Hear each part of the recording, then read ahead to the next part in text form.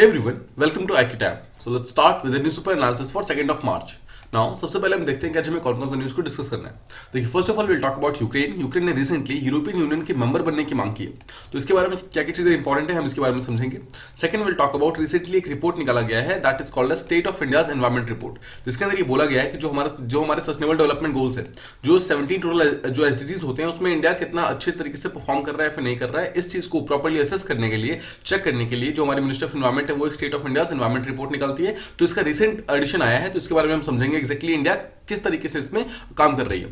Third will talk about national flags. देखिए, जो India के नेशनल फ्लैग्स थे उसके रिसेंटली इसके अंदर कुछ रूल्स चेंजेस किए गए हैं, जहां पर ये बोला गया है कि अब the manufacturing and the import of polyester के फ्लैग्स जो है वो अलाउ कर दिए गए हैं रिसेंटली। तो इसके बारे में जो चीजें इंपॉर्टेंट है हर एक चीज को हम प्रॉपर्ली समझेंगे। And finally will talk about जो national conclave on social enterprises for garbage free cities. Now recently garbage free cities को प्रमोट करने के लिए जो स्वच्छ भारत अभियान का जो 2.0 वाला पार्ट है, मतलब सेकंड वाला पार्ट है, उस चीज को यहाँ पर प्रमोट किया गया है, तो हम इसके बारे में समझेंगे। एंड इसके अलावा will also talk about a news जहां पर रिसेंटली रशिया ने अपने न्यूक्लियर सबमरीन्स वगैरह को उसका मतलब बेसिकली टेस्टिंग वगैरह स्टार्ट कर दिया है। ठीक है, तो न्यूक्लियर सबमरीन की टेस्टिंग को स्टार्ट किया गया है, उसका न्यूज भी हम इसी चीज के अंदर डिस्कस करेंगे। So let's move on to the first one. यहां हम सबसे पहले बात करने वाले हैं कि यूरोपियन यूनियन की मेंबरशिप के लिए अप्लाई किया है यूक्रेन ने, और यूक्रेन के जो प्रेसिडेंट थे उन्होंने रिसेंटली ईयू के जो पार्लियामेंट है उसके अंदर एक बहुत ही शानदार स्पीच दिया है, और जिस पर्टिकुलर स्पीच से मतलब एक टाइप का इन्फ्लुएंस होकर ईयू ने बोला है कि हम इसको मेंबरशिप प्रोवाइड तो करेंगे बट नॉट राइट नाउ। देखिए, न्यूज ये है, कॉन्टेक्स्ट ये है कि जो प्रेसिडेंट ऑफ यूक्रेन है उन्होंने रिसेंटली ये अप्लाई किया है कि यूक्रेन को इमीडिएटली एक मेंबर बनाइए यूरोपियन यूनियन का, ताकि यूरोपियन जो यूनियन के जो मेंबर्स हैं वो लोग साथ में मिलकर रशिया को मतलब बेसिकली कन्विंस कर सके कि जो रशिया और यूक्रेन का जो इन्वेजन हुआ है, जो रशिया का यूक्रेन के अंदर जो इन्वेजन हुआ है उसको हम रोक सकें। ठीक है, सो बेसिकली यूक्रेन जो है यूरोपियन यूनियन का यहाँ पर हेल्प लेना चाहते हैं, बिकॉज हम एक चीज जानते हैं, यूक्रेन यहाँ पर डायरेक्टली नेटो का मेंबर तो नहीं बन सकता, बिकॉज रशिया उसे क्या होगा और ज्यादा भड़क जाएगा। ना इस चीज को रोकने के लिए यूक्रेन ने राइट नाउ यूरोपियन यूनियन की मेंबरशिप की बात की है। ना द क्वेश्चन कम्स कि देखिए, एक तरफ हमें पता है कि अगर यूक्रेन ने नेटो का मेंबरशिप लिया तो रशिया भड़क जाएगा, बट ईयू का लेगा तो फिर क्यों नहीं भड़केगा, मतलब ईयू की मेंबरशिप से रशिया को प्रॉब्लम क्यों नहीं होगी। देखिए, ध्यान से सोचिए, नेटो जो है वो एक टाइप का मिलिट्री ग्रुप है, एक टाइप का मिलिट्री ग्रुप है, जहां पर एक पर्टिकुलर कंट्री के ऊपर अगर अटैक होता है तो बाकी सबके सब कंट्री भी उसके ऊपर अटैक कर सकती है, ऐसा इस पर्टिकुलर चीज के अंदर लिखा हुआ है। बट यूरोपियन यूनियन जो है वो कोई मिलिट्री ग्रुप नहीं है, this is a kind of trading block, तो इससे रशिया को ज्यादा प्रॉब्लम्स होनी नहीं चाहिए। अगर यूरोपियन यूनियन का मेंबर बनता भी है जो यूक्रेन, उससे ज्यादा प्रॉब्लम नहीं होनी चाहिए। ठीक है, तो ये बेसिक चीज थी, आई होप आपको इसको समझ गया। नाउ देखिए, यहाँ पर जो यूरोपियन यूनियन का जो काउंसिल है उन्होंने रिसेंटली ये स्टेप बोला है कि ऑल्दो राइट नाउ हम जो यूक्रेन है उसको डायरेक्टली इमीडिएटली मेंबरशिप प्रोवाइड नहीं कर रहे हैं, but we will seriously look into it. हम इसके अंदर प्रॉपर्ली चेक करेंगे, देखेंगे कि क्या सच में यूक्रेन को हमारा मेंबरशिप चाहिए, अगर चाहिए तो हम उसको प्रोवाइड कर देंगे, बट नॉट राइट नाउ। ठीक है, मतलब इमीडिएटली प्रोवाइड नहीं किया गया है, but with some time lag हो सकता है कि उसको मेंबरशिप मिल जाए। नाउ यूक्रेन ने इसकी जो मेंबरशिप की एप्लीकेशन है रिसेंटली फरवरी के अंदर इसको मतलब फाइल किया था, और उसके बदले में यूरोपियन ब्लॉक ने ऑल्दो इसको इमीडिएटली मेंबरशिप तो प्रोवाइड नहीं की है, बट इसके बदले में एटलीस्ट 450 मिलियन यूएस डॉलर्स इतना जो पैसा है, मतलब इतना जो मॉनेटरी सपोर्ट है वो प्रोवाइड किया है थ्रू मिलिट्री एड, मतलब मिलिट्री को स्ट्रॉन्ग करने के लिए। बिकॉज अभी यूक्रेन के ऊपर अटैक हुआ है रशिया का, तो रशिया से राइट नाउ जो भी इन्वेजन वगैरह आ रहा है उससे फाइट करने के लिए यूक्रेन को पैसे चाहिए, वॉर चाहिए, बेसिकली वेपन्स वगैरह चाहिए। तो उस चीज के लिए यहाँ पर जो यूरोपियन यूनियन है उसने इसको काफी सारे पैसा वगैरह प्रोवाइड किए। देखिए, ये तो हो गया मिलिट्री एड। मिलिट्री एड के अलावा जो ह्यूमैनिटेरियन सपोर्ट है वो तो यूरोपियन यूनियन प्रोवाइड कर ही रहा है, बट इसके अलावा यहाँ पर रिसेंटली मिलिट्री एड भी प्रोवाइड किया गया। तो ये थी बेसिक चीज है। लेट्स अंडरस्टैंड सबसे पहले कि एक्जैक्टली यूक्रेन है कहां पे। देखिए, ये यूक्रेन है, आपको याद होगा यूक्रेन के आसपास में अगर आप देखेंगे तो दीज आर ऑल द, जो आप ब्लू में देख रहे हैं सारे के सारे करंट मेंबर्स ऑलरेडी बने हुए हैं, मतलब these are all member of European Union. ठीक है, now if will see some countries, देखिए अगर आप देखेंगे दीज कंट्री, यहाँ पे सर्बिया, मोंटेनेग्रो और ये सब मैकेडोनिया, ये सब ऐसे कंट्री हैं जो कि ऑफिशियल कैंडिडेट्स है यूरोपियन यूनियन के, मतलब they are not directly the members but they are candidates, मतलब वो लोग धीरे धीरे ये लोग मेंबरशिप बन रहे हैं। नाउ थर्ड चीज, if will see some countries, यहाँ पर देखिए एक है यहाँ पर Switzerland, second is Norway. Now just remember, Switzerland, Norway, ये ऐसी कंट्रीज है जो कि हमेशा खुद को नॉन अलाइन रखती है। नॉन अलाइन रखने के कारण क्या होता है, ये कभी भी किसी भी पर्टिकुलर ग्रुप के अंदर स्विट्जरलैंड, नॉर्वे ये सब पार्टिसिपेट नहीं करते। Just remember, Switzerland is not a part of European Union. Similarly, Norway is not a part of जो European Union. Similarly, Iceland is not a part of European Union. ठीक है, तो ऐसे countries, और आपको पता है यूके ने रिसेंटली इसको छोड़ दिया, और यूके ने ब्रेक्जिट के थ्रू रिसेंटली यूरोपियन यूनियन को छोड़ दिया। ठीक है, ईयू को छोड़ दिया।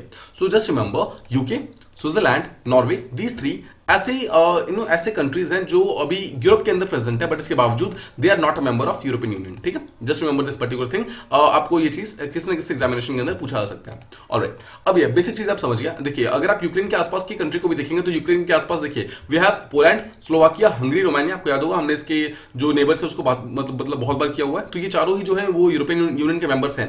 बट यूक्रेन के अगर आप बेसिकली नॉर्दर्न साइड में देखेंगे तो बेलारूस और Russia, these two are not a member of EU. Similarly Moldova is not a part of यहाँ पर जो यूरोपियन यूनियन है। तो अगर आप देखेंगे तो पोलैंड, लिथुआनिया, लाटविया, देखिए ये सब ऐसी कंट्री जो कि ऑल्दो यूक्रेन के आसपास है और ये सब के सब मेंबर्स है, बट साथ ही साथ बेलारूस, फिर यूक्रेन खुद हो गया, फिर मोल्दोवा हो गया, फिर रशिया हो गया। ये सब ऐसे कंट्रीज हैं जो कि यूरोप के अंदर होने के बावजूद भी इन्होंने जो यूरोपियन यूनियन का मेंबरशिप है वो नहीं लिया हुआ है। देखिए, रशिया के बारे में हम सब जानते हैं, यूक्रेन के बारे में जानते हैं, बेलारूस के बारे में जानते हैं। Just remember Moldova 1, Switzerland 2, Norway 3 and Iceland 4। ये सब ऐसे कंट्रीज हैं जो ऑल्दो यूरोप का पार्ट है बट यूरोपियन यूनियन का पार्ट नहीं है। ऑलराइट, आगे देखते हैं। देखिए, रिसेंटली क्या हुआ है, रशिया और यूक्रेन का जो अभी वॉर चल रहा है, जो इन्वेजन चल रहा है, उसको खत्म करने के लिए, सीज फायर को साइन करने के लिए बेसिकली कुछ रशिया के ऑफिशियल्स और कुछ यूक्रेन के ऑफिशियल्स रिसेंटली बेलारूस के बॉर्डर पे मिले थे। अगर आप बेलारूस देखेंगे तो देखिए दिस कंट्री इज बेलारूस। ठीक है, इसे ध्यान से देखिए, दिस इज यहाँ पर Ukraine, this is Russia. Russia आपको पता है कि बेलारूस के थ्रू भी अटैक कर रहा है। ठीक है, तो रशिया ने यहाँ पर डायरेक्टली यूक्रेन के अंदर इस तरीके से एंटर किया हुआ है और साथ ही साथ बेलारूस की तरफ से भी एंटर किया हुआ है। तो यहाँ पर यूक्रेन और जो रशिया के ऑफिशियल्स है वो यहाँ पर बेलारूस के बॉर्डर पर मिल रहे हैं ताकि वहां पर प्रॉब्लम को सॉल्व किया सके। वहां पर सीजफायर की टॉक्स वगैरह चल रही है, बट अभी तक कोई भी इसका फाइनल जो डिसीजन वो नहीं आया है। देखिए, बहुत सारे ऐसे वेस्टर्न कंट्रीज है जो कि एक साथ आ रही है, जो रशिया के ऊपर सैंक्शंस लगा रही है, रशिया के ऊपर काफी ज्यादा इंप्लीकेशंस लगा रही है कि रशिया को ये सब चीजें छोड़नी पड़ेंगी। बट द पॉइंट इज कि they are not taking some harsh steps. कोई भी मिलिट्री एक्शन नहीं लिया गया है रशिया के अगेंस्ट, जस्ट सिर्फ कुछ सैंक्शंस वगैरह लगाए गए हैं। बट द पॉइंट इज वो अभी तक किसी भी तरीके से काम नहीं कर रही है। सिमिलरली एक चीज जो यहाँ पर आपको देखना होगा और एक चीज जिस चीज की आपको तारीफ करनी होगी वो होगी यूक्रेन की मिलिट्री। नाउ यूक्रेन की military, despite knowing the fact कि Russia is almost 10 times the size of Ukraine. Now this is the kind of size difference. Russia is almost 10 times the size of Ukraine. इसके बावजूद military of Ukraine has been holding up very gallantly, very bravely. वो Russia के against यहाँ पर fight कर रहे हैं अभी तक। They are not ready to give up. Similarly जो कीव है, कीव यानी कि जो यूक्रेन का कैपिटल है, बहुत सारे एक्सपर्ट्स लोग ये सोच रहे थे कि शायद कीव जो है 2 से 3 दिनों के अंदर कैप्चर हो जाएगा। बट अगर आपको याद होगा, it was 24th of February को रशिया ने इन्वेट किया था and it is we are on 2nd of March, right? So almost 6 days हो चुके हैं, मतलब it is the 6th day and right now अभी भी कीव जो है रशिया के कैप्चर के अंदर नहीं आया हुआ है। So this is actually the bravery of this Ukrainian जो मिलिट्री है, जिसने अभी तक इस रशिया जैसी मतलब ग्रेट कंट्री को यहाँ पर रोक के रखा हुआ है। ठीक है, मतलब रशिया जैसी मिलिट्रीली ग्रेट कंट्री जो है उसको रोक के रखा हुआ है और अभी तक उसको अपने मिशन के अंदर सक्सेसफुल मतलब होने नहीं दे रही है। ठीक है, बट इसके बावजूद ऑब्वियसली हम जानते हैं कि रशिया ने यूक्रेन के अंदर काफी सारे प्रॉब्लम कॉज कर दिए हैं। बहुत सारे डिफेंस सेक्टर जो है, बहुत सारा सिविल इंस्टॉलेशन जो है, मतलब बहुत सारा सिविल प्लस जो डिफेंस वाला जितना भी इक्विपमेंट्स वगैरह उन सबको काफी ज्यादा इसने डैमेज ऑलरेडी किया हुआ है। मतलब यूक्रेन को घाटा काफी हो रहा है, बट इसके बावजूद यूक्रेन बहुत ही ब्रेवली फाइट कर रहा है यहाँ पर। ठीक है, नाउ अगर हम ईयू यानी कि यूरोपियन यूनियन और यूक्रेन के कुछ रिलेशनशिप की बात करें तो ईयू और यूक्रेन ने क्या किया था 2016 के अंदर रिसेंटली एक डीसीएफटीए नाम का एक एग्रीमेंट साइन किया था। देखिए, एफटीए आप जानते हैं, एफटीए का मतलब होता है फ्री ट्रेड एग्रीमेंट, डीसी का मतलब यहाँ पर deep and comprehensive. Simple words में deep and comprehensive free trade agreement sign किया था ईयू और यूक्रेन ने। देखिए, इसके बारे में थोड़ी देर बात करेंगे। जस्ट रिमेंबर कि 3 आपको मेन चीजों के बारे में याद रखना है कि एक्जैक्टली ईयू और यूक्रेन के बीच में ऑलरेडी कौन कौन से जो एग्रीमेंट्स है साइन हो रखे हैं। फर्स्ट इज डीसीएफटी यानी कि deep and comprehensive free trade agreement. Second is there is the eastern partnership. Now eastern partnership जो है, देखिए ईयू की कंट्रीज के ईस्टर्न साइड के अंदर प्रेजेंट है यूक्रेन। तो यूरोपियन यूनियन ने अपने ईस्टर्न पार्टनर यानी कि यूक्रेन के साथ एक एग्रीमेंट साइन कर रखा है, दैट इज ईस्टर्न पार्टनरशिप, और इसके अंदर बेसिकली ट्रेड को प्रमोट करने की बात की जाती है। सिमिलरली देयर इज आल्सो एक और यहाँ पर एग्रीमेंट है, that is called as European neighbourhood policy. जैसा आप जानते हैं, इंडिया का जो नेबरहुड पॉलिसी है, इंडिया अपने आसपास के जितने नेबर्स हैं उनके साथ अपने रिलेशनशिप को इंप्रूव करता है। सिमिलरली यूरोपियन कंट्रीज के जो आसपास जो नेबर्स हैं इंक्लूडिंग यूक्रेन, उसके साथ भी रिलेशनशिप को इंप्रूव करने के लिए इन्होंने ये एग्रीमेंट साइन कर रखा है। So we can see 3 agreements यहाँ पर। फर्स्ट हम देखा डीसीएफटी यानी कि deep and comprehensive free trade agreement, second we have eastern partnership यानी कि ईयू के ईस्टर्न साइड में, and third is we have European neighbourhood policy. इस तीनों के तहत ही जो यूक्रेन और ईयू का रिलेशनशिप है उसको और ज्यादा स्ट्रेंथन करने की कोशिश की जा रही है। ये तो 3 चीजें हो गई। इसके थ्रू आप देख सकते हैं कि इन्होंने अपने आप को काफी क्लोजली दोनों का रिलेशनशिप चलता है। बट इसके बावजूद रिसेंटली यूक्रेन ने क्या बोला है कि ईयू के मतलब डायरेक्टली देखिए, अभी तक जो यूक्रेन है वो ईयू का ट्रेडिंग पार्टनर है, बट यहां पर इसको इंक्रीज करके ईयू जो मतलब ईयू का डायरेक्टली मेंबर बनने की कोशिश कर रहा है यूक्रेन, इसे जिसके लिए उसने रिसेंटली अप्लाई किया हुआ है। तो क्वेश्चन कम्स कि जो डीसीएफटी यानी कि deep and comprehensive free trade agreement है वो एक्जेक्टली साइन कब हुआ था। देखिए, वो साइन होने से पहले जो फ्री ट्रेड एग्रीमेंट था वो साइन होने से पहले यूक्रेन और यूरोपियन यूनियन ने एक साथ में एक दूसरा एग्रीमेंट किया था ट्रेड के लिए बेसिकली इकोनॉमी को इंक्रीज करने के लिए ट्रेड किया था। दैट वाज साइन्ड इन 2014, मतलब 2014 में पहली बार यूक्रेन और यूरोपियन यूनियन साथ आते हैं और ट्रेड को इंक्रीज करने के लिए एक एग्रीमेंट साइन करते हैं। That was called a simple Ukraine European union association agreement. ठीक है, एसोसिएशन एग्रीमेंट। नाउ देखिए, जब ये चीज साइन हुआ था, ये एक टाइप का प्रीकर्सर था। प्रीकर्सर का मतलब होता है कि जब वो लोग डीसीएफटी साइन करने वाले थे उससे जस्ट पहले वाला था। तो जैसे ही उन्होंने 2014 के अंदर साइन किया और 2 साल उन्होंने साथ में काम किया, तो दोनों ही कंट्री को, मतलब दोनों ही जो रीजन यानी कि यूक्रेन और यूरोपियन यूनियन, दोनों को ये चीज समझ आ गई कि दोनों ही कंट्री आपस में एक दूसरे के साथ काफी अच्छी तरीके से ट्रेड कर पा रहे हैं। इसलिए 2016 के अंदर जो यूरोपियन यूनियन है उसका जो डीसीएफटी था उसके अंदर यूक्रेन ने ज्वाइन कर लिया, यानी कि जो deep and comprehensive free trade agreement था उसके अंदर ज्वाइन कर लिया। और साथ ही साथ यहाँ पर देखिए, सिर्फ ये डीसीएफटी साइन नहीं किया, बट साथ ही साथ यूक्रेन ने यहाँ पर जो शेंजन एरिया होता है, शेंजन एरिया, उसके अंदर भी यूक्रेन ने एक एग्रीमेंट साइन किया। तो देखिए व्हाट इज शेंजन एरिया।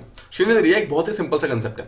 देखिए शेंजन एरिया का मतलब ये है कि कितने आसपास की यूरोपियन कंट्रीज हैं, मतलब यूरोपियन कंट्रीज आसपास कितने हैं जिसके अंदर देखिए क्या है, जितने भी यूरोपियन यूनियन के मेंबर्स हैं ना, उनमें से क्या किया, कुछ लोगों ने साथ में मिलकर ये बोला है कि अगर हमें हमारे एक दूसरे के लोगों को, मतलब हमारे कंट्री के पीपल को अगर एक कंट्री से सेकंड कंट्री जाना होगा तो उनको वीजा की जरूरत नहीं होगी।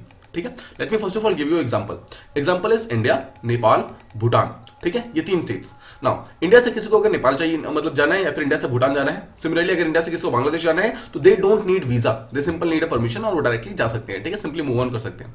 The point is in areas को जो इस तरीके का होता है ना, उसे एक अग्रीमेंट की तरह एक बांधा जाता है। जैसे इंडिया और नेपाल के बीच में हुआ है तो एक बायलैटरल एग्रीमेंट है, सिमिलरली इंडिया और भूटान के अंदर हुआ है, वो भी एक बायलैटरल एग्रीमेंट है। इसी तरीके से बहुत सारे यूरोपियन यूनियन के मेंबर्स ने साथ में मिलकर एक अग्रीमेंट साइन किया है, जहां पर उन्होंने बोला है कि हम एक शेंजन अग्रीमेंट साइन करेंगे। मतलब बेसिकली इन सारे के सारे एरियाज को शेंजन एरिया बोला जाता है। Late me show you. देखिए इस पर्टिकुलर मैप को ध्यान से देखिए, आप देख सकते हैं यहाँ पर मेजॉरिटी ऑफ द ईयू के मेंबर्स हैं। ठीक है, ईयू के मेंबर्स हैं, जहां पर कुछ मेंबर्स को अगर छोड़ दीजिए तो मेजॉरिटी ऑफ द जो ईयू मेंबर्स हैं उन लोगों ने क्या किया है, ये एक अग्रीमेंट साथ में साइन किया है कि अगर देखिए जैसे पोर्टुगल से अगर किसी को स्पेन जाना है तो उसको वीजा की जरूरत नहीं है। सिमिलरली अगर स्पेन से फ्रांस, फ्रांस से स्पेन, ठीक है, सिमिलरली अगर किसी को फ्रांस से जर्मनी, जर्मनी से फ्रांस जाना है, जर्मनी से पोलैंड, पोलैंड से जर्मनी। पॉइंट इज कि जितने भी ये पोर्शन आप ब्लू में देख रहे हैं, ठीक है, उन सारे एरियाज में अगर किसी को भी किसी कंट्री के साथ भी जाना है तो वो डायरेक्टली जा सकती है, उसको वीजा की जरूरत नहीं है। नाउ मैंने आपको थोड़ी देर पहले बोला कि majority of the EU members, इसका मतलब क्या है, सारे के सारे ईयू मेंबर्स ने ज्वाइन नहीं किया। तो फर्स्ट यहां पर जो exception is Ireland. Ireland although एक ईयू का मेंबर है, बट इसके बावजूद उन्होंने इसको साइन नहीं किया।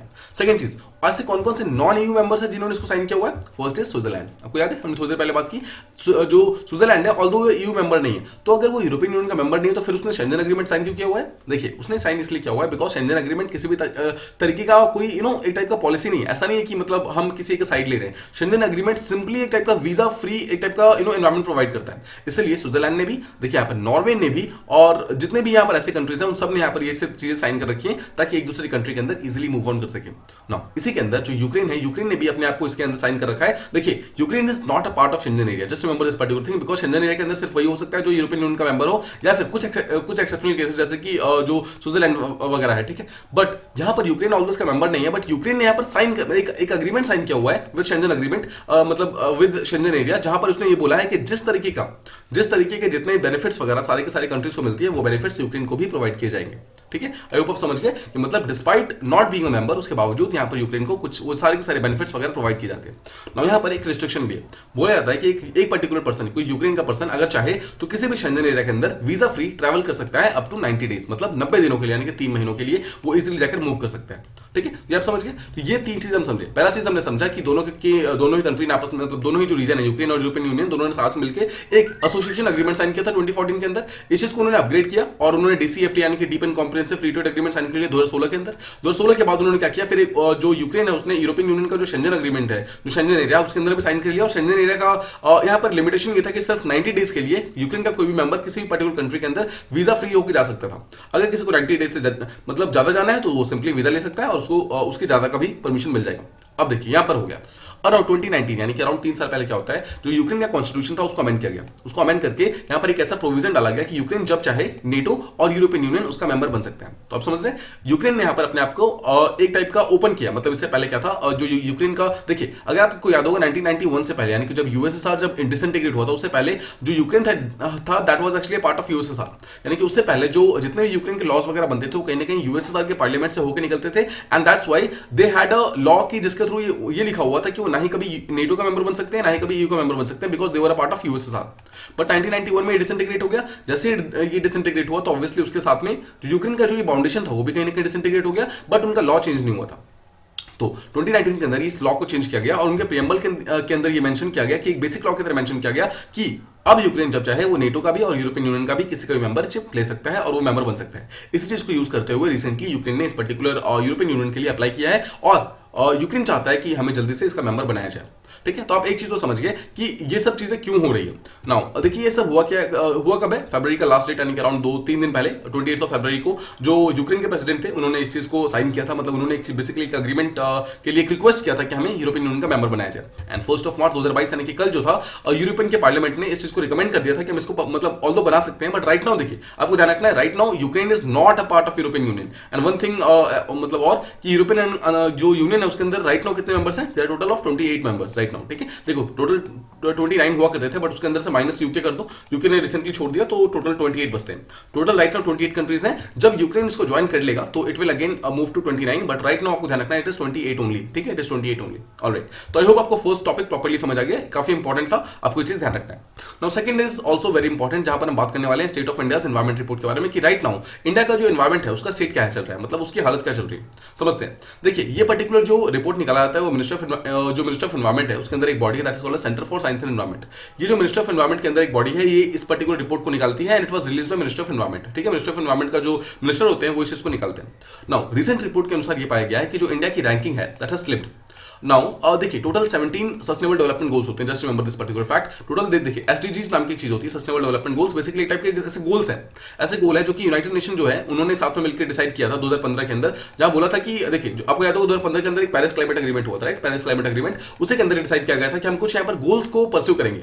नाउ बोला गया था अगले 15 साल यानी कि 2030 तक हम टोटल 17 गोल्स को यहाँ पर परस्यू करेंगे और उन 17 चीजों के अंदर हम प्रॉब्लम को सॉल्व करने की कोशिश करेंगे। नाउ हर साल क्या होता है, इंडिया अपने खुद के जो सस्टेनेबल डेवलपमेंट गोल्स की रैंकिंग है, जो प्रोग्रेस है, उसको चेक करने के लिए एक बेसिकली रिपोर्ट निकालती है। Now this particular report is called as State of India's Environment Report, जिसके थ्रू वो चेक करती है कि एक्जैक्टली जो हमारा सस्टेनेबल डेवलपमेंट गोल है उसको हम कितने स्ट्रांगली परस्यू कर पा रहे हैं या फिर परस्यू नहीं कर पा रहे हैं, या फिर कहां पे हमें और ज्यादा काम करने की जरूरत है। Now recently जो रिपोर्ट है उसके अंदर ये बोला गया है कि इंडिया की रैंकिंग उस 17 में से 11 एसडीजी ऐसी है जहां पर इंडिया अच्छे से नहीं कर पा रही है। जैसे कि मतलब बहुत सारे जीरो हंगर है, गुड हेल्थ है, अभी हम उसके बारे में बात करेंगे, बट बहुत सारे 17 देखिए मतलब 11/17 ऐसे एसडीजीज हैं जिसके बारे में इंडिया अच्छे से काम नहीं कर पा रही है। इसके अलावा एक चीज और है, देखिए इंडिया को अगर एनवायरमेंट का जो स्टेट है आसपास का उसको ठीक करना है तो उसके लिए आसपास अवेयरनेस फैलाना बहुत जरूरी है, और अवेयरनेस फैलाने के लिए there is the need of quality education और क्वालिटी ऑफ लाइफ को इंप्रूव करना। ना quality of education, quality of life जिसको इंप्रूव करना हमारे लिए एक्चुअली बहुत इंपॉर्टेंट है, बट पिछले 2 साल के अंदर हम ना ही क्वालिटी ऑफ एजुकेशन को इंप्रूव कर पाए, ना ही क्वालिटी ऑफ लाइफ को इन टर्म्स ऑफ एनवायरमेंट, मतलब एनवायरमेंट को प्रोटेक्ट करने के टर्म्स में ना ही हम एजुकेशन को अच्छे तरीके से इंप्रूव कर पाए हैं, मतलब इसका मतलब है ना ही हम अवेयरनेस को इंक्रीज कर पाए हैं, ना ही हम यहाँ पर क्वालिटी ऑफ लाइफ है उसको इंक्रीज कर पाए हैं। So this has been a big problem. Now before going further let's first of all see कि एग्जैक्टली सस्टेनेबल डेवलपमेंट गोल्स है कौन से। नाउ देखिए सस्टेनेबल डेवलपमेंट गोल्स मानने से पहले मैं आपको कुछ छोटे से फैक्ट फिर से बताता हूँ। अभी मैंने जस्ट आपको बताया ये 2015 के अंदर साइन हुआ था फर्स्ट ऑफ ऑल, लेकिन जो पेरिस क्लाइमेट एग्रीमेंट हुआ था उसके अंदर साइन हुए थे। टोटल 17 ये गोल्स हैं, देख सकते हैं आप, ठीक है, टोटल 17 लास्ट है, 17 टोटल गोल्स है, जिसके तहत ये बोला गया कि 17 गोल्स को हमें 2030 तक अचीव करना है। इसका मतलब क्या है, 2015 से 2030 यानी कि 15 सालों के अंदर हमें इन सब चीजों को अचीव करना है। नाउ देखिए ये जो गोल है ना ये हमेशा ऑर्डर में रहते हैं, तो मतलब ऐसा नहीं है कि नंबर 1 कुछ भी हो सकता है। नंबर 1 हमेशा नो पॉवर्टी ही रहेगा, ठीक है, गरीबी को मतलब भगाना, ये हमारा पहला गोल है। सेकंड हमारा गोल है जीरो हंगर यानी कि भूखमरी को मिटाना। Third is good health and wellbeing, हर एक पर्सन का जो हेल्थ है उसको प्रमोट करना, मतलब उसको इंक्रीज करना। फोर्थ इज एजुकेशन को प्रमोट करना, एजुकेशन का यहाँ पर सिंपल वर्ड सब समझ सकते हैं, अवेयरनेस, ठीक है, अवेयरनेस डिफरेंट चीजों के लिए, साथ ही साथ जो लिटरेसी रेट वगैरह उसको इंक्रीज करना, that is also part of education.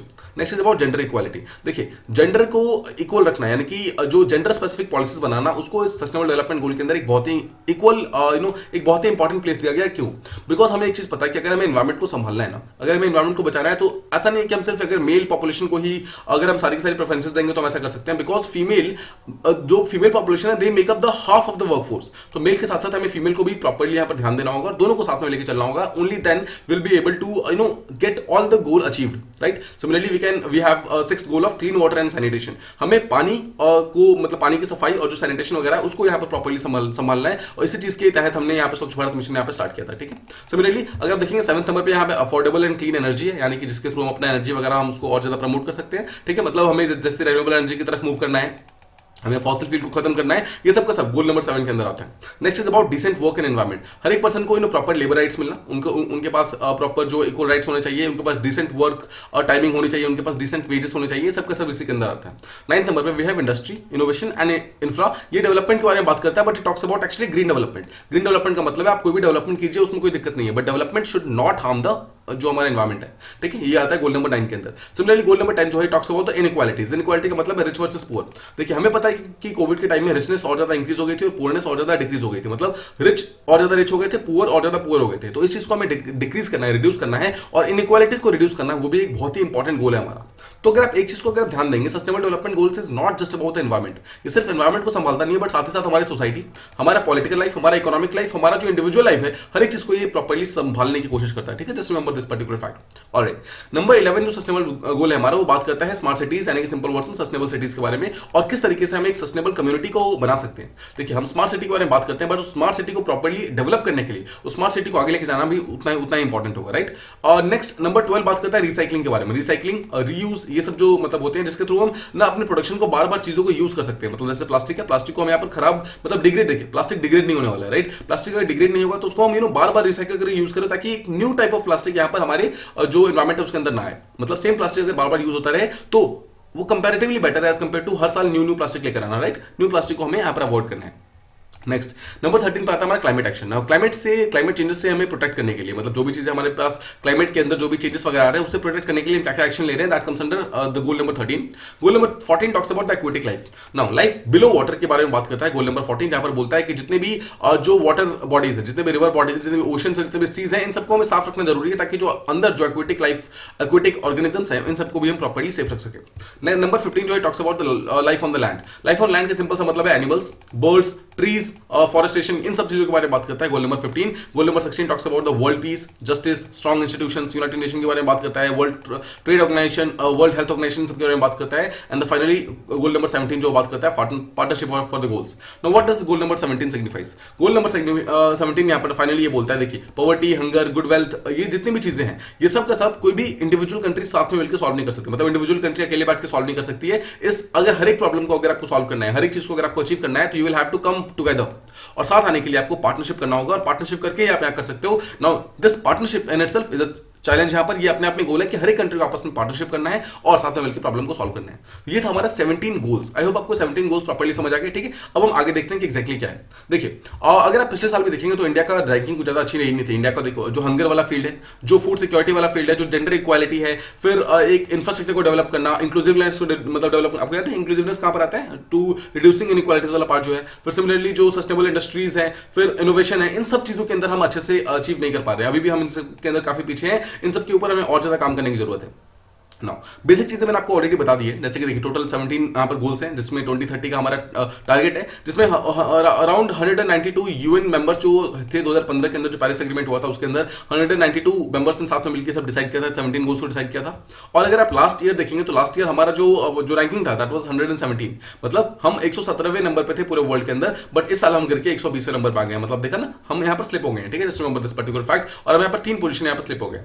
अगर आप देखेंगे जितने भी साउथ एशियन कंट्रीज है, यानी कि देखिए साउथ एशियन कंट्रीज कौन कौन से, आप सिंपल वर्ड्स में सार्क देख सकते हैं, ठीक है। सार्क के जितने मेंबर्स होते हैं ना, वो सब के सब, सार्क को भी सिंपल वर्ड्स में समझिए, इंडिया के जितने भी नेबर्स हैं वो सब के सब कहीं ना कहीं सार्क के मेंबर्स होते हैं, ठीक है। अब अगर सार्क के मेंबर्स को देखेंगे या फिर आप सिंपल वर्ड्स में साउथ एशियन कंट्रीज को देखेंगे तो उसमें इंडिया का बहुत बुरा हाल है। इंडिया यहाँ पर सिर्फ पाकिस्तान से आगे है। पाकिस्तान का पोजीशन 129 है और इंडिया का पोजीशन 120 है। नाउ इसके पाकिस्तान के अलावा देखिए, पाकिस्तान सबसे पीछे है, पाकिस्तान के अलावा बाकी जितने भी कंट्रीज है जो कि साउथ एशिया के अंदर आती है, वो सब के सब इंडिया से बेटर है। यहाँ पे भूटान को देखिए, भूटान 75 नंबर पे है, नेपाल देखिए 96 नंबर पे, श्रीलंका 87 नंबर पे, बांग्लादेश भी यहाँ पर 109 नंबर पे है, इंडिया ही यहाँ पर 120वें नंबर पे। इंडिया को यहाँ पर और ज्यादा काम करना होगा। बट यहाँ पर देखिए इंडिया को भी एक आपको एक चीज समझना होगा, अगर आपको पॉजिटिव साइड लिखना है तो इंडिया का पॉपुलेशन बहुत ज्यादा इंक्रीज है।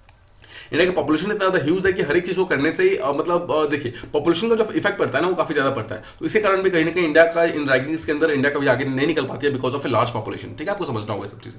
ऑलराइट, टोटल 100 का स्कोर होता है इस एसडीजी इंडेक्स के अंदर, जहां पर हर एक कंट्री को 100 में से स्कोर दिए जाते हैं। और इस साल जो इंडिया का स्कोर आया दैट इज अराउंड 66, सॉरी, ठीक है, 66 के आसपास स्कोर है। यानी कि इंडिया ने इतना अचीव किया है, 66 अचीव किया आउट ऑफ 100, बट इंडिया को भी और ज्यादा करने की जरूरत है। नाउ समझिए, जब इस रिपोर्ट को प्रॉपर्ली यहाँ पर चेक किया गया तो उसके अंदर पाया गया कि 2 ऐसे स्टेट्स हैं जो कि अभी सबसे लीस्ट प्रिपेयर्ड है कि अगर जितने भी स्टेट्स हैं हमारे, क्या चांसेस है कि 2030 तक वो एसडीजीज को, सारे के सारे एसडीजीज को अचीव कर पाएंगे। तो 2 स्टेट जो पाया गया जिसमें सबसे कम चांसेस हैं वो Jharkhand and Bihar. Now these 2 states they have least chances to to improve their जितने भी एफिशिएंसी वगैरह उसको इंप्रूव करके जितने भी यहाँ पर टारगेट्स हैं उसको हम अचीव करना, सबसे कम चांसेस यहाँ पर झारखंड और बिहार के। जस्ट रिमेंबर, ठीक है, झारखंड और बिहार हमारे नॉर्दर्न जो पार्ट है यहाँ पर प्रेजेंट है, ठीक है। दिस इज यहाँ पर Bihar, this is Bihar, this is अगर यूपी है तो दिस इज बिहार, और यहाँ पे झारखंड प्रेजेंट है। ये दोनों ही पार्ट ऐसे हैं जो कि काफी ज्यादा नीचे हैं। और अगर आप टॉप की बात करेंगे करेंगे तो दिस मतलब जो यहाँ पर स्टेट है, दिस वाला स्टेट केरला, ठीक है, केरला ने यहाँ पर इस चीज को टॉप किया। एज यूजुअल केरला हर साल इसको टॉप करता है, तो केरला ने यहाँ पर फिर से टॉप किया है। सेकंड नंबर पे वी हैव तमिलनाडु, ठीक है। थर्ड नंबर पे यहाँ पे हिमाचल प्रदेश, ठीक है। हिमाचल प्रदेश जो उसने इसको मतलब थर्ड है। अब देखिए थर्ड का जो पोजीशन है इस बार काफी ज्यादा डिस्प्यूटेड है, बिकॉज थर्ड नंबर पे सिर्फ हिमाचल प्रदेश नहीं है, और भी बहुत सारे ऐसे स्टेट्स हैं जिसका स्कोर थर्ड नंबर पे मतलब टाई हो रहा है। We have Karnataka, we have Goa, we have Uttarakhand, we have Andhra Pradesh, ठीक है। कर्नाटका यहाँ पर है, गोवा यहाँ पर है, फिर उत्तराखंड यहाँ पे हिमाचल के पास में प्रेजेंट है, और आंध्र प्रदेश यहाँ पे प्रेजेंट है, ठीक है। अपार्ट फ्रॉम तेलंगाना यहाँ पर बीच में प्रेजेंट है। ऑलराइट, तो आप समझ गए ये बेसिक स्टेट्स है, और इन स्टेट्स का जो एग्जैक्ट पोजीशन आपको ये पता होना चाहिए ना। अगर आपको एग्जैक्ट पोजीशन पता होगा ना तो you can easily find out कि एग्जैक्टली कौन सा स्टेट का नेबर कौन सा है। अगर आपसे मान लीजिए पूछा जाता है कि केरला का नेबर कौन सा है, तो यू कैन इजी टेल कि यहाँ पर तमिलनाडु प्रेजेंट है और यहाँ पे कर्नाटक यहाँ पर जो है वो प्रेजेंट है, ठीक है। तो आपको एक्जैक्टली मालूम होगा। तो आपको यहाँ पर क्या करना है, इंडिया के जो मैपिंग्स है ना उसको बहुत ही ध्यान से करते रहना। ऑलराइट, तो आप समझ गए यहाँ पर टॉप पे कौन है, टॉप पे केरला है, सेकंड नंबर पे तमिलनाडु है, थर्ड नंबर पे यहाँ पे बहुत सारे स्टेट्स हैं, तो third number is no one is going to ask you, आपको ध्यान रखना है फर्स्ट पे केरला, सेकंड पे तमिलनाडु। ऑलराइट, ये आप समझ गए स्टेट्स के मामले में। Now let's talk about union territories. अगर आप यूनियन टेरिटरीज को देखेंगे तो टॉप मारा है चंडीगढ़ ने, ठीक है। चंडीगढ़ यहाँ पर बिल्कुल टॉप पे, सेकंड नंबर पे वी हैव दिल्ली। देखिए सेकंड नंबर पे अगेन तीन स्टेट्स है यहाँ पे, Delhi, Puducherry and Lakshadweep, and third number पे we have Andaman and Nicobar. Now जहां पर भी आपको मल्टीपल स्टेट्स मिले एक ही नंबर पे, तो जस्ट फॉरगेट देम,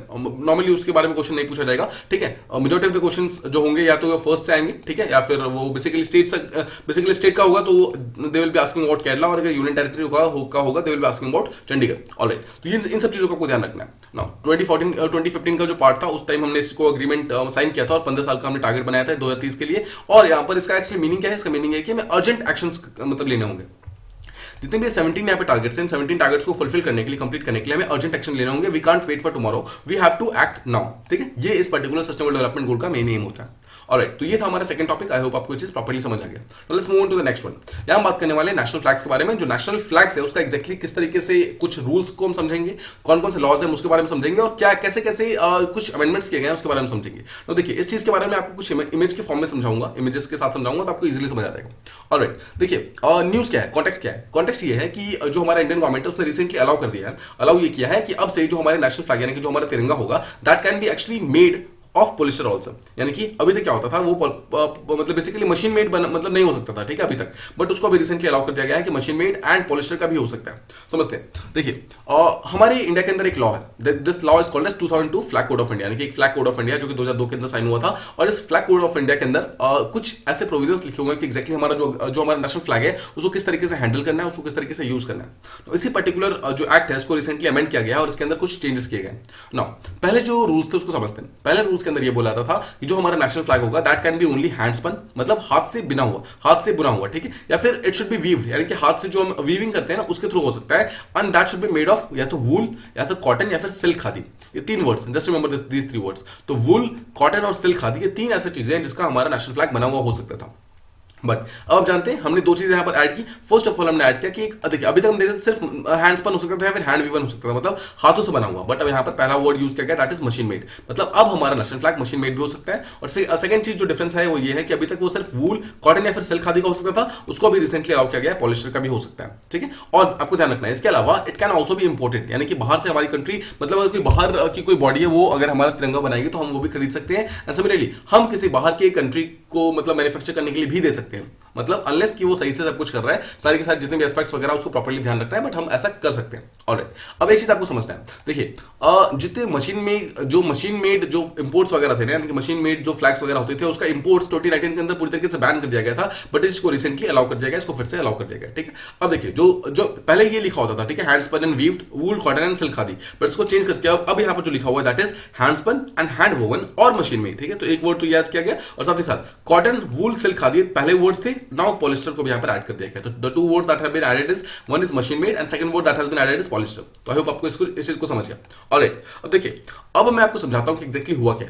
हुआ ये है कि फ्लैग कोड ऑफ इंडिया जो कि 2002 के अंदर जो मतलब आया था उसको 26 जनवरी 2002 के अंदर साइन किया गया था, जिसके अंदर टोटल 3 सेक्शंस हैं। उस 3 सेक्शन के अंदर जो पहला सेक्शन है talks about the general descriptions कि एग्जैक्टली हमारा नेशनल फ्लैग कैसा होना चाहिए। सेकंड जो है जो पार्ट 2 है वो टॉक्स अबाउट कि डिस्प्ले कैसा होना चाहिए, मतलब जो हमारा नेशनल फ्लैग है उसको किस तरीके से फहराया जाएगा, उसको किस तरीके से यहाँ पे डिस्प्ले किया जाएगा, ठीक है, इसके बारे में बात करता है। एंड द थर्ड 1 जो है टॉक्स अबाउट द एग्जीबिशन, जो नेशनल फ्लैग है उसको किस तरीके से एग्जिबिट किया जाएगा by various central government, by state governments, किस तरीके से वो सब इसको प्रॉपर्ली डिस्प्ले करेंगे इसके बारे में बात करते हैं, ठीक है। तो देखिए first talks about general descriptions, second talks about it display by private and public organization, and third talks about the state and central government, ठीक है। तो आई होप आप समझ गए। अब हम इसके बारे में कुछ बेसिक चीजें समझते हैं। देखिए ये हमारा फर्स्ट इंडिया का नेशनल फ्लैग हुआ करता था 1906 के अंदर, जब हम आपको याद होगा 1905 के अंदर जो पार्टीशन ऑफ बंगाल हुआ था, उसके बाद 1906 के अंदर देयर वाज एक टाइप का एक मूवमेंट स्टार्ट हुआ था, that was called Swadeshi movement. इस स्वदेशी मूवमेंट के अंदर there was a first flag जो कि स्टार्ट किया गया था, and it talked about Vande Mataram, मतलब उसके अंदर लिखा हुआ था वंदे मातरम, ठीक है।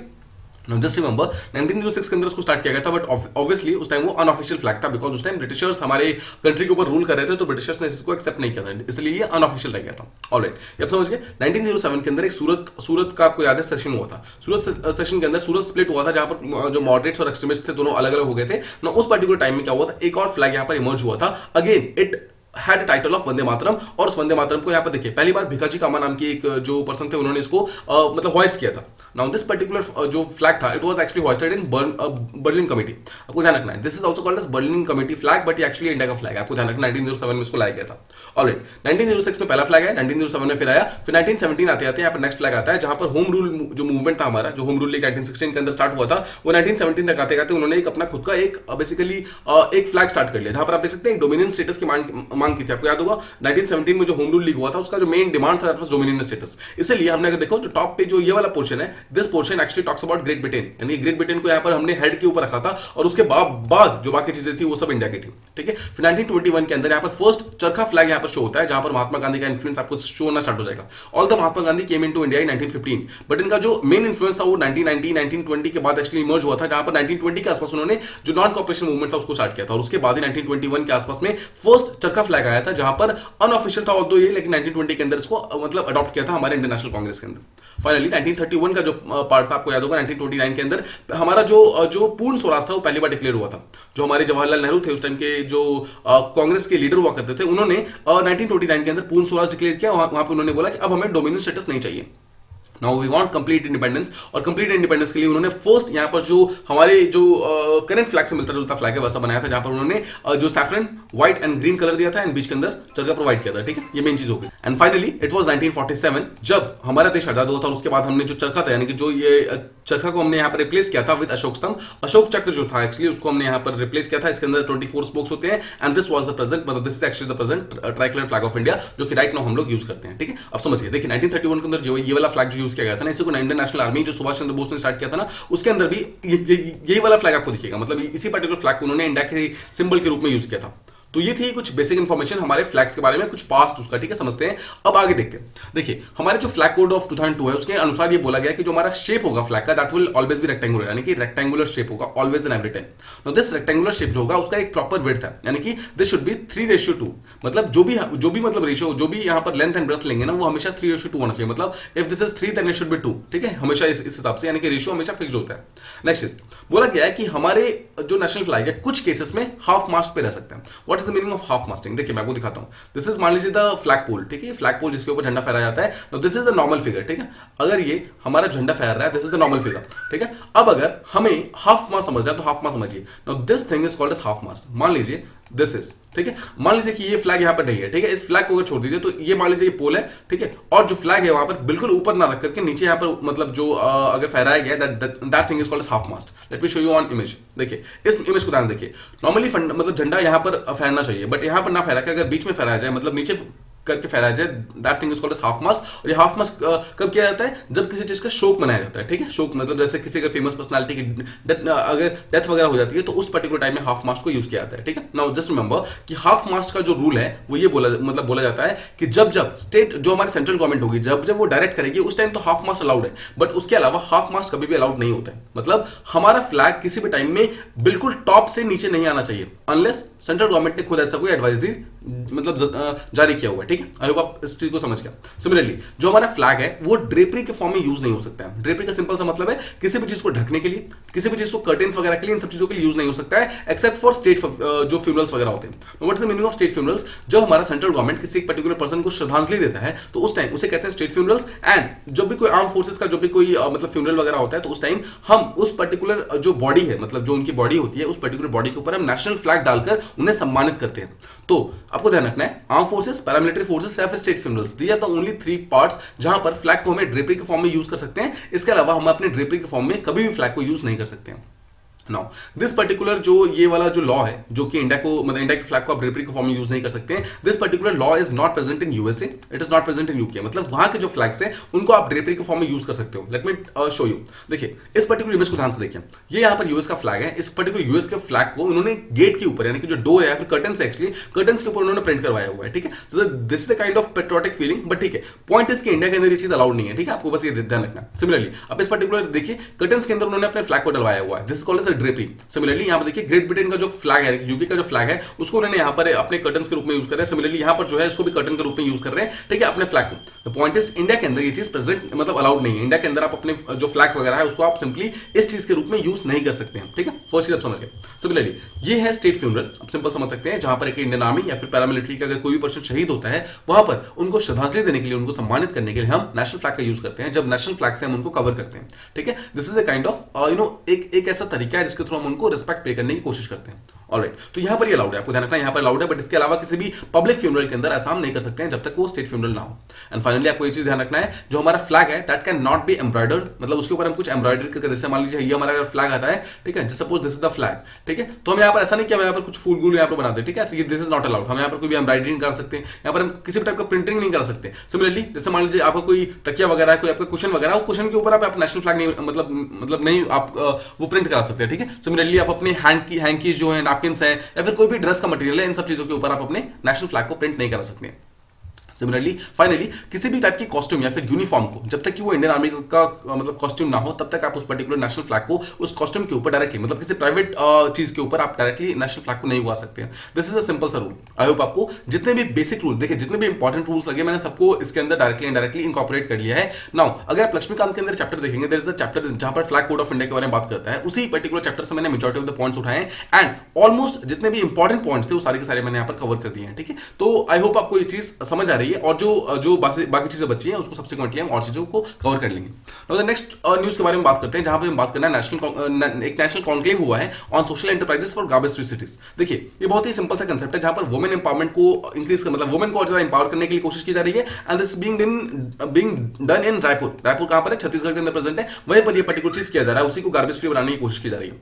नाउ इसको मैं आपको शॉर्ट में समझाता हूं, इसमें बहुत ज्यादा कुछ इंपॉर्टेंट नहीं है। देखिए हमारा जो स्वच्छ भारत मिशन है, स्वच्छ भारत मिशन जो जब वो उसका फर्स्ट लॉन्च हुआ था, दैट वाज लॉन्च इन 2015, वो 1.0 आप उसको कह सकते हैं। ठीक है, 1.0 2015 के अंदर लॉन्च हुआ था। इसका मेन नेम क्या था? इसका मेन नेम था सैनिटेशन। ठीक है, सेकंड चीज इसका जो मेन नेम था वो था कि गर्ल्स टॉयलेट्स बनवाने हैं। ठीक है, मतलब गर्ल्स टॉयलेट एंड साथ ही साथ मतलब गर्ल्स टॉयलेट स्कूल के अंदर, और जितने भी अपने विलेज कम्युनिटी है उन सबके जो डेफिकेशन करने वाले लोग बाहर जाते हैं डेफिकेट करने, उसको रोक करके हर एक घर के अंदर टॉयलेट बनवाना है। ये 3 एम्स हुआ करते थे स्वच्छ भारत मिशन के। नाउ स्वच्छ भारत मिशन का 1.0 का जो एम था वो पूरी तरीके से अचीव हो गया एंड हमने यहाँ पर स्वच्छ भारत मिशन का जो 2.0 था उसको 2021 के अंदर लॉन्च किया, मतलब इंडिया ने लॉन्च किया, और उसका जो मेन एम था वो था गार्बेज फ्री, जो हमारा जो इंडिया है। ठीक है, गार्बेज फ्री। यहां पर हमने क्या किया, ओडीएफ प्लस का स्टेटस हमने प्रोवाइड किया करना स्टार्ट किया, जहां पर ये बोला गया है कि जितने भी आसपास के आपके एरियाज हैं अगर वो पूरी तरीके से साफ सफाई रखते हैं, सस्टेनेबल वेस्ट को मतलब जो भी आपका वेस्ट वगैरह उसको प्रॉपर्ली सेग्रीगेट करते हैं और उसको प्रॉपर्ली जमा करते हैं, that thing can be directly called मतलब कॉल्ड एज जो हमारा स्वच्छ भारत मिशन 2.0 का मेन एम। ठीक है, तो आप देखिए यहाँ पर रिसेंटली कॉन्क्लेव स्टार्ट किया गया है, जो कि रायपुर के अंदर स्टार्ट किया गया। रायपुर इज प्रेजेंट इन छत्तीसगढ़, जहां पर वुमेन्स को जो वुमेन के एंटरप्रेन्योर्स वगैरह है उनको आप एनकरेज किया जा रहा है कि आप वेस्ट मैनेजमेंट के अंदर आप अपने जो आपका जो एंटरप्रेन्योरशिप है उसको आप धीरे धीरे इंक्रीज कीजिए। Now this falls under the ambit of ministry of housing and urban affairs, वो इस चीज के अंदर काम करता है और दिस इज सपोर्टेड बाय जो छत्तीसगढ़ का गवर्नमेंट है वो उसको सपोर्ट कर रही है। नाउ यहाँ पर कैपेसिटी बिल्डिंग करने की कोशिश की जा रही है जो डिफरेंट वुमेन्स वगैरह हैं, ताकि साथ में मिलकर वो अर्बन लोकल बॉडी के साथ में मिलकर जो गार्बेज वगैरह है उसको इकट्ठा कर सके और उसको प्रॉपर्ली कंपोस्ट वगैरह करें। नाउ जैसा मैंने आपको बताया, this is a part of स्वच्छ भारत मिशन अर्बन 2.0 का पार्ट है, जहां पर टोटल 17 स्टेट्स एक साथ आएंगी रायपुर के अंदर, वहां पर बातचीत करेंगी, बहुत सारे डिफरेंट स्टेक होल्डर्स आएंगे, उनकी कैपेबिलिटीज को यूज किया जाएगा, उसको और ज्यादा इंक्रीज करने की कोशिश की जाएगी, और उसके तहत हम इंडिया को एक गार्बेज फ्री नेशन बनाने की कोशिश कर रहे हैं। नाउ देखिए छत्तीसगढ़ के अंदर जो छत्तीसगढ़ के आसपास जो देखिए छत्तीसगढ़ आसपास उड़ीसा इन सब एरिया से एक पर्टिकुलर रिवर निकलती है, the river is Mahanadi river. इसी महानदी रिवर के आसपास में ये पर्टिकुलर चीज जो है वो होने वाली है बेसिकली मीटिंग। तो हम महानदी रिवर का एक लोकेशन देख लेते हैं। नाउ जस्ट रिमेंबर कि महानदी रिवर जो है वो छत्तीसगढ़ से स्टार्ट होती है, इट गोज टू ओडिशा, और ओडिशा के अंदर जाकर ये सिंपली जो हमारा बे ऑफ बंगाल है उसके अंदर जाकर ड्रेन हो जाती है, ठीक है। जस्ट रिमेंबर, सो महानदी का अगर आप लोकेशन देखेंगे this is from Chhattisgarh to Odisha, ठीक है, सिर्फ दो स्टेट के अंदर ये ट्रैवल करती है। ऑलराइट, ये हमारा हो गया बेसिक चीज। नाउ समझिए, there is a place called as Patan. Patan जो है गुजरात के अंदर प्रेजेंट है। नाउ यहाँ पर बोला गया छत्तीसगढ़ के अंदर कुछ वुमेन एंटरप्रेन्योर्स को यहाँ पर सेलेक्ट किया जाएगा, ठीक है, कुछ सेलेक्ट किया जाएगा और उनको यहाँ पर पतन लेके जाया जाएगा। पतन यानी कि गुजरात के अंदर प्रेजेंट है, और पतन के अंदर there is a place called as solid liquid resource management centre, यानी कि पतन के जो देखिए पतन जो है वो गुजरात के अंदर प्रेजेंट है, और पतन के अंदर देयर इज अ मतलब there is a building called as solid liquid resource management centre, जहां पर डिफरेंट टाइप के जो वेस्ट मटेरियल्स होते हैं उनको सेग्रीगेट किया जाता है, उनको रिसाइकल किया जाता है, उनको रीयूज करने के लिए रेडी किया जाता है। तो यहां पर बेसिकली क्या है, जितना भी हाउस होल्ड वेस्ट वगैरह उसको कलेक्ट करके इस पर्टिकुलर SRLM सेंटर है वहां पर लेके आया जाता है, जहां पर इनऑर्गेनिक वेस्ट को फिर से और ज्यादा सेग्रीगेट किया जाता है और उसको कोशिश की जाती है उसको रिसाइकल करने की, प्रोसेस करके रिकवरी करने की, ताकि उस चीज को हम बार बार फिर से यूज कर सकें। मेन एम क्या है, मेन एम यह है कि जितना भी ड्राई वेस्ट वगैरह है उसको फर्दर छोटे छोटे फ्रैक्शंस में डिवाइड करें और उसको फिर से रिसाइकलिंग के अंदर मतलब अंदर यूज करना स्टार्ट कर दे। नाउ देखिए, तो जितने भी वुमेन एंटरप्रेन्योर्स वगैरह उन सबको यहाँ पर पतन के सेंटर लेके जाया जाएगा और वहां पर जितनी भी चीजें उनको दिखाई जाएगी, सिखाई जाएगी। Similarly there is a place called as Raipur. Raipur के अंदर there is a integrated solid waste management facility. यहाँ पर देखिए नाम समझिए, there is a solid waste management facility, यानी कि जो सॉलिड वेस्ट होता है उसको मैनेज करने की फैसिलिटी है, और साथ ही साथ वहां पे एक वर्मी कंपोस्टिंग सेंटर भी प्रेजेंट है। वर्मी कंपोस्ट क्या होता है, जहां पे हम अर्थवॉर्म्स को यूज करके किसी भी चीज को डिग्रेड करने की कोशिश करते हैं, ठीक है, किसी भी चीज को प्रॉपर्ली रिसाइकिल करने की कोशिश करते हैं। तो आप देख सकते हैं इन सब जगहों पर जो वुमेन्स उनको लेके जाया जाएगा और उनको वहां पर चीजें सिखाई जाएंगी, उनको दिखाई जाएंगी, ताकि वो भी अपने अपने एरियाज में जाकर उस एंटरप्रेन्योरशिप के अंदर उस चीज को यूज कर सके, ठीक है। आई होप आप इस चीज को समझ गए। इसके अलावा एक चीज जो यहाँ पर और ज्यादा बोली गई है वो ये है कि ऐसे वुमेन्स जो ऑलरेडी इस पर्टिकुलर वेस्ट मैनेजमेंट सेक्टर के अंदर काफी अच्छा कर रही हैं, उनके ऊपर काफी ज्यादा प्रेजेंटेशन वगैरह बनाए जाएंगे, उन वुमेन को यहाँ पर हाईलाइट किया जाएगा, उनके अचीवमेंट को शो किया जाएगा कि कौन कौन से वुमेन्स हैं जिन्होंने और भी बहुत सारा काम किया हुआ है। इस पर्टिकुलर जो स्कीम स्टार्ट किया गया उसका मेन थीम रखा गया है स्वच्छता जारी है। जस्ट रिमेंबर दिस लाइन, स्वच्छता जारी है। ये जो है वो मतलब गार्बेज फ्री सिटी को यहाँ पर प्रमोट करने के लिए किया गया और स्वच्छ भारत मिशन 2.0 को यहाँ पर आगे बढ़ाने के लिए किया गया। Now finally let's talk about स्वच्छ भारत मिशन 2.0। जैसा मैंने आपको बताया 2015 के अंदर स्वच्छ भारत मिशन 1 जो था वो लॉन्च हुआ था, और 2021 के अंदर जो सेकंड पार्ट था उसको लॉन्च किया गया है। एम ये है कि गार्बेज फ्री सिटी को यहाँ पे प्रमोट करना है। इसके अलावा गार्बेज फ्री सिटी देखिए सारे के सारे गार्बेज को एक जगह पर इकट्ठा करके उसके बाद एक सर्कुलर इकोनॉमी को प्रमोट करना है। What is the meaning of circular economy? एक ऐसी इकोनॉमी जहां पर कोई चीजें जब बनाई जाती है, प्रोड्यूस की जाती है, उसके बाद उसको क्या करते हैं, प्रोड्यूस करने के बाद उस चीज को वहां पर रीयूज करते हैं, मतलब उसको फिर रिसाइकल करते हैं, रिसाइकल करने के बाद फिर से उसको मतलब यूज करते हैं, फिर से प्रोड्यूस करते हैं, फिर से ऐसे। This is called a circular economy, जहां पर आप एक चीज को मल्टीपल टाइम्स यूज करते हो, ठीक है। और साथ ही साथ वेल्थ निकालना है आपको वेस्ट से, मतलब जितना भी वेस्ट मटेरियल उससे जितनी भी इंपॉर्टेंट चीजें उसको आपको वेल्थ को निकालना है। This is also part of circular economy, ठीक है। तो बेसिकली यही इसका मेन है। स्वच्छ भारत मिशन 2.0 का मेन एम यही है कि गार्बेज फ्री सिटीज बनाना है, उसके थ्रू आसपास का जो इकोसिस्टम है उसको ज्यादा साफ सफाई करना है, जो आसपास जो बहुत सारे एक टाइप का जॉब अपॉर्चुनिटीज क्रिएट कर सकता है, बहुत सारी वुमेन्स मैन इस चीज के अंदर आप एक एंटरप्रेन्योरशिप की अपॉर्चुनिटी को एक देख करके इस चीज को और ज्यादा डेवलप करने की कोशिश कर सकती है। तो ये बेसिकली हमारा मेन एम है, इस चीज को हम और ज्यादा डेवलप करना चाहते हैं और इस चीज के ऊपर जो हमारी गवर्नमेंट है वो भी काम कर रही है। Let's talk about the final news. यहां बात करने वाले हैं रशिया का रिसेंटली न्यूक्लियर सबमरीन ड्रिल्स को स्टार्ट किया। तो देखिए ये चीज हमारे मैपिंग पॉइंट ऑफ व्यू से इंपॉर्टेंट है, तो आप उसको मैपिंग पॉइंट ऑफ व्यू से समझिएगा। देखिए न्यूज तो ये बहुत ही सिंपल सी है कि रशिया ने रिसेंटली ये बोला है कि हो सकता है कि न्यूक्लियर अटैक हो जाए, मतलब रशिया ने काइंड ऑफ यहाँ पे डेटरेंस क्रिएट किया है, जहां पर बोला है कि अगर वर्ल्ड वॉर 3 होता है तो दैट विल बी एक टाइप का न्यूक्लियर वॉर, ठीक है। उसके लिए उन्होंने अपने न्यूक्लियर फोर्सेस को हाई अलर्ट पे डाल दिया। तो देखिए ये this is although a very very big step, लेकिन एटलीस्ट हम होप कर सकते हैं कि रशिया के अंदर मतलब इतनी इंटेलिजेंस तो होगी कि वो न्यूक्लियर अटैक नहीं करेगा, फिर किसी टाइप का न्यूक्लियर मटेरियल जो है उसको यूज नहीं करेगा। बट इसके बावजूद रशिया ने यहाँ पर न्यूक्लियर जो फोर्सेस वगैरह है उनको हाईलाइट के ऊपर डाल दिया है। नो जैसे ही व्लादिमीर पुतिन ने ये ऐसा स्टेटमेंट किया है जहां पर पुतिन ने बोला है कि आप हाई अलर्ट पे रहिए, हम कभी आपको ये बोल सकते हैं यूज करने को, उसी टाइम में क्या हुआ, न्यूक्लियर के बहुत सारे सबमरीन्स वगैरह। व्हाट इज सबमरीन्स देखिए आप यहां पर देख सकते हैं। सबमरीन्स वो चीजें होती है जो कि पानी के अंदर रहती है। तो देर बहुत सारे न्यूक्लियर सबमरीन्स, मतलब इनके अंदर बहुत, देखिए ऐसा नहीं कि पूरे के पूरे सबमरीन के अंदर न्यूक्लियर भरा होगा। क्या होता है इसके अंदर बहुत सारे डिफरेंट रॉकेट लॉन्चर्स होते हैं। दिस रॉकेट लॉन्चर्स क्या होता है, उसके टिप पे बिल्कुल टिप वाला पार्ट जो है, बिल्कुल आगे वाला पार्ट, वहां पर जो होता है काफी सारा यहाँ पर न्यूक्लियर होता है। तो जहां पर भी ये ब्लास्ट होता है ना, वहां पर एक्चुअली जो आगे वाला न्यूक्लियर होता है ना वो ब्लास्ट होता है, ठीक है। मतलब न्यूक्लियर मटेरियल होता है वो ब्लास्ट होता है और उसके पीछे यहाँ पर बारूद भरा होता है। व्हेन दिस मतलब ये जब बारूद जब इग्नाइट होता है, जब यहाँ पर आग लगती है, तो जब ब्लास्ट होने के कारण जो रेडियो एक्टिव वेस्ट है वो आसपास हर जगह फैल जाता है। उसी कारण यहाँ पर जो किसी भी टाइप का जो न्यूक्लियर मटेरियल होता है वो ब्लास्ट होता है। देखिए आपको एक चीज ध्यान रखना है, जब भी आपको कोई चीज बोले, जब भी आपको कोई बोले कि दिस इज एक टाइप का एक वेपन है जिसके अंदर न्यूक्लियर मटेरियल है, तो इसका ये मतलब नहीं है कि पूरे के अंदर न्यूक्लियर मटेरियल भरा होगा, कभी नहीं भरा होता है। न्यूक्लियर मटेरियल का मतलब होता है कि बिल्कुल टिप वाला पार्ट है, वहां पर न्यूक्लियर मटेरियल हो सकता है, जो कि पीछे देखिए, पीछे तो बारूद ही होगा। ये जो न्यूक्लियर मटेरियल है वो उसको अपने आप में आग लगने वाला नहीं है, बारूद में आग लगेगा तब जाकर न्यूक्लियर मटेरियल जो है उसके अंदर आग लगेगा और तब जाकर वो ब्लास्ट होता है। तो इस तरीके से जो न्यूक्लियर मटेरियल वो काम करता है। सिमिलरली जो सबमरीन्स होते हैं उसके अंदर रॉकेट्स होते हैं, रॉकेट का जो बिल्कुल टफ जो सबसे आगे वाला पार्ट होता है, जो टिप वाला पार्ट होता है, वहां पर न्यूक्लियर मटेरियल होता है और वो चीज ब्लास्ट होता है, मतलब पीछे बारूद ब्लास्ट होता है, तो उसके थ्रू ये ब्लास्ट होता है, उसके कारण काफी ज्यादा डैमेज कॉज करता है। तो ये थी सिंपल सी फंक्शनिंग किस तरीके से काम करता है। नाउ देखिए, जितने भी न्यूक्लियर सबमरीन्स वगैरह थे उन्होंने यहाँ पर स्टार्ट कर दिया है अपना मिलिट्री ट्रेनिंग, और वो गए यहाँ पर बैरेंट्स सी के अंदर। नाउ देखिए, Barents sea becomes very very important from mapping point of view. Although Barents sea के अंदर काफी ज्यादा और भी सारे काम हो रहे हैं, बट बैरेंट्स सी इसके कारण इंपॉर्टेंट हो जाता है बिकॉज यहाँ पर सबमरीन ड्रिल स्टार्ट हो गए। Now, इसके अलावा there is a place called Siberia. देखिए, अगर आप इस रशिया को देखेंगे, this is kind of Russia का जो ये वाला पार्ट है, this entire part is called Siberia. आपको बस इतना ध्यान रखना है, नॉर्थ ईस्टर्न पार्ट जो उसे साइबेरिया कहते हैं। वहां पर भी उन्होंने बहुत सारे अपने डिफरेंट टाइप के मिसाइल लॉन्चर्स वगैरह को रोम करना स्टार्ट कर दिया है, ठीक है। इसके अलावा जो न्यूक्लियर सबमरीन्स को उन्होंने मतलब जो ट्रेन करना स्टार्ट किया है, बेसिकली उनका कहना यह है कि हमें स्टॉर्मी कंडीशंस के अंदर, जो स्टॉर्मी का मतलब बहुत सारा हवा वगैरह अगर काफी तेज बह रहा हो, आंधी वगैरह आई हो, उस पर्टिकुलर कंडीशन के लिए वो लोग अपने आप को ट्रेन कर रहे हैं। देखिए, आपको एक चीज समझना है, यूक्रेन की फोर्सेज जब पूछा गया था, सॉरी जो रशिया के फोर्सेज थे, जब उनसे पूछा गया था कि ये पर्टिकुलर ट्रेनिंग आप क्यों कर रहे हैं, तो दे ऑब्वियसली मतलब डिक्लाइन टू से एनीथिंग, उन्होंने किसी चीज को बोलने से रिफ्यूज कर दिया। बट ये चीज माना जा रहा है कि this is because of Putin का ऑर्डर। बट ये 100% कंफर्म नहीं है कि ये जो जितने भी मूवमेंट स्टार्ट हुई है, क्या ये सिर्फ पुतिन के ऑर्डर के कारण है या फिर एक्चुअली ये उनका एनुअल मिलिट्री एक्सरसाइज है। ये हमारे पास अभी कंफर्म कोई भी वो नहीं है, बट एटलीस्ट ये माना जा रहा है कि पुतिन के बोलने के बाद ये चीज स्टार्ट हुआ है, तो हो सकता है कि पुतिन का ही बेसिकली एक टाइप का रिस्पॉन्स हो।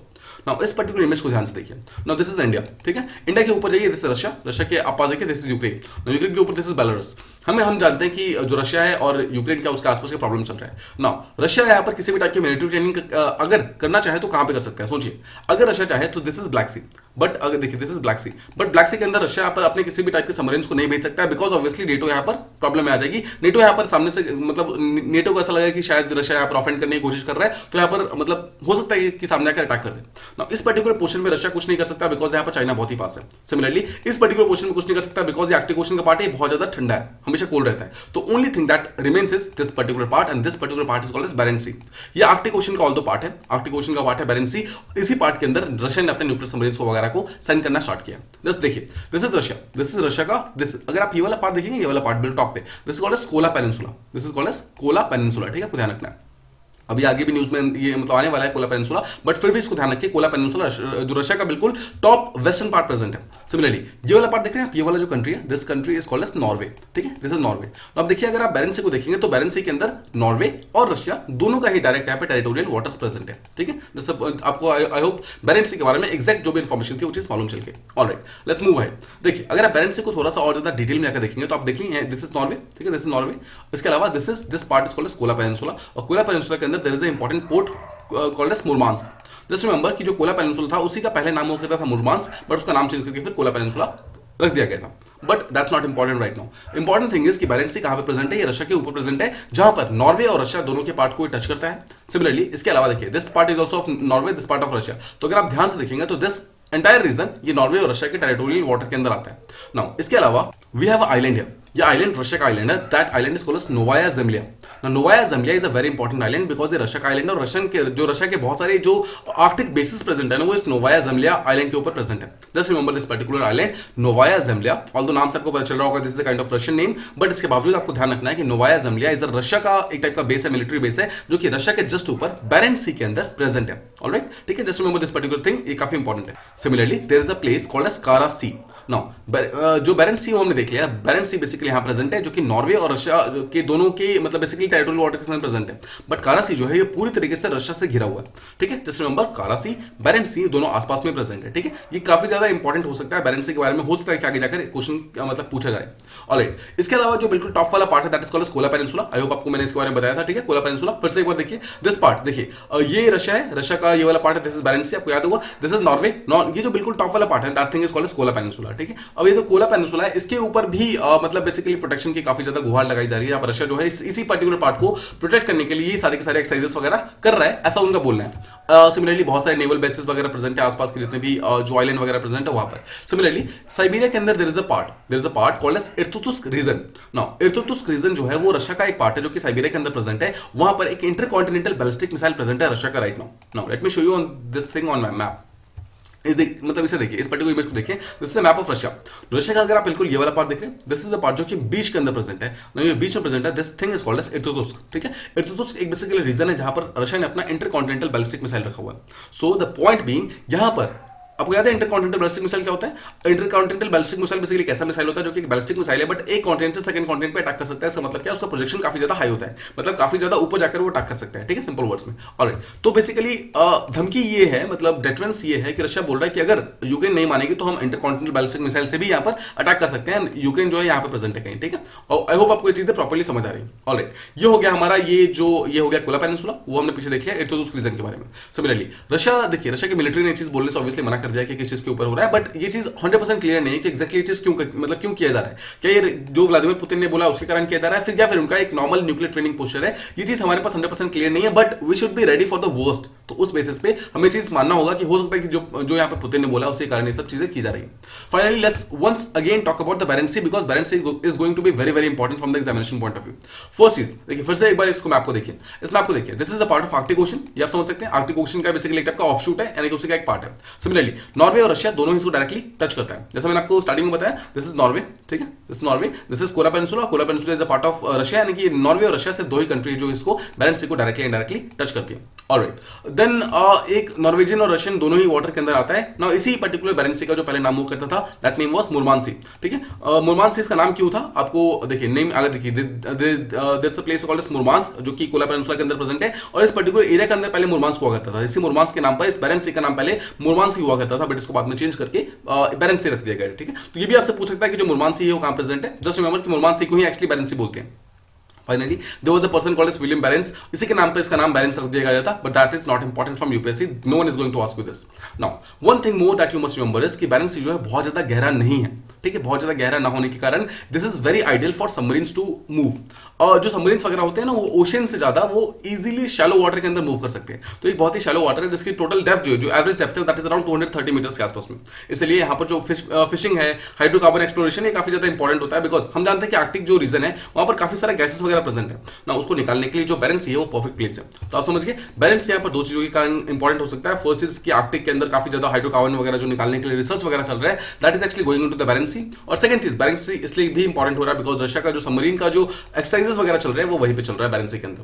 आई होप आप समझ गए। यहाँ पर कुछ चीजें जो इंपॉर्टेंट है that is Barents sea, then we have Kola peninsula, then we have जो कारासी प्रेजेंट है बैरेंट सी के आसपास जो आइलैंड्स वगैरह प्रेजेंट है, ये सब इंपॉर्टेंट है। आई होप आपको ये चीज प्रॉपर्ली समझ आ गई। तो ये था हमारा आज का सारे के सारे टॉपिक्स। आई होप आपको चीजें समझ आ रही है। आज के कुछ क्वेश्चन है जो आप ट्राई कर सकते हैं। द फर्स्ट क्वेश्चन इज कि how many countries are members in EU group, you have to give a number कि एग्जैक्टली कितने हैं।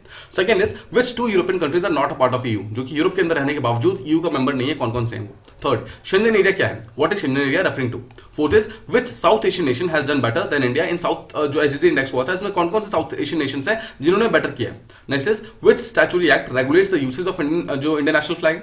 Next is national conclave on social enterprises for garbage free cities has been started where, कहां पे इसको start किया गया। And the last question is कि where is Kola peninsula located. All तो काफी और भी सारी चीजें इंपॉर्टेंट है जो कि रशिया के अंदर इंपॉर्टेंट है, but I think Cola Peninsula और जो बैरेंट सी है उसके बारे में क्वेश्चन पूछ सकते हैं। तो let's talk about this first, Kola peninsula कहां पे प्रेजेंट है, बैरेंट सी को हम फिर सब्सिक्वेंट वीडियो के अंदर फिर से रिवाइज कर लेंगे।